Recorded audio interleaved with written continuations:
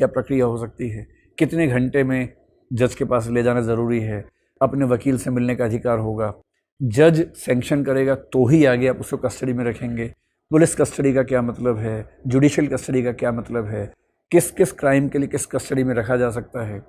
इस पूरे प्रोसीजर, जो प्रोसीजर विधि द्वारा पारित किया गया है, उसके तहत ही आपको गिरफ्तार करके व्यक्तिगत आज़ादी से वंचित किया जा सकता है, नहीं तो नहीं किया जा सकता है।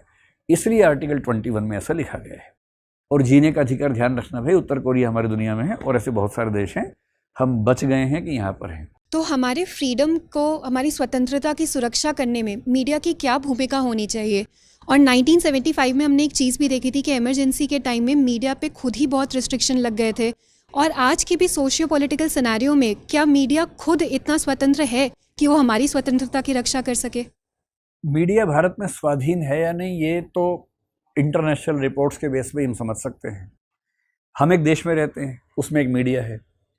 अब वो कंपेयर टू बाकी कंट्रीज कितना स्वतंत्र है हम तो नहीं समझ पाएंगे जब तक हम कोई इंटरनेशनल रिपोर्ट्स ना देख लें, है ना। तो एक संस्था आप लोग पढ़ते ही हैं जिसका जिक्र पढ़ते हैं, रिपोर्टर्स विदाउट बॉर्डर्स बोलते हैं उसको। उसका एक इंडेक्स आता है, वर्ल्ड प्रेस फ्रीडम इंडेक्स बोलते हैं उसको। उसकी रिपोर्ट के हिसाब से हमारा मीडिया 180 देशों में 151वें नंबर पे है आज़ादी के मामले में। पहले 159 पे था, उसके पिछले साल 161 पे था, तो हमने इम्प्रूव किया है। 161 से 159 पे आए, अब 151 पे आ गए हैं। और हम खुश हो सकते हैं कि पाकिस्तान हमसे पीछे है, अफगानिस्तान भी हमसे पीछे है, और तो और चीन भी हमसे पीछे है, इससे हम खुश हो सकते हैं।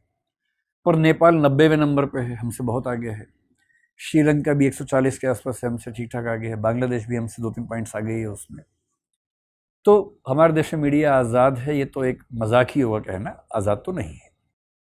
मीडिया की आज़ादी कैसे तय होती है, उसके पैरामीटर्स क्या होते हैं? पहला, जो बड़े मीडिया हाउसेस हैं उन पर जो मालिकाना हक है वो किन का है?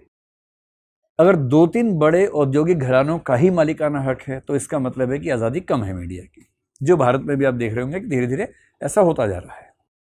तो जब 2-3 बड़े औद्योगिक घराने हों और उनको सरकार से काम पड़ता ही है भाई, सीधी सी बात है। सारे मीडिया पे काम करने वाले उनके अधीन काम कर रहे हैं। अगर ऊपर से इंस्ट्रक्शन है कि सरकार के खिलाफ नहीं बोलना है तो नहीं बोलेंगे, बात खत्म हो जाएगी।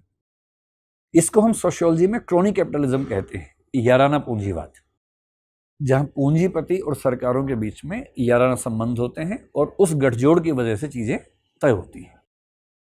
फिर देखा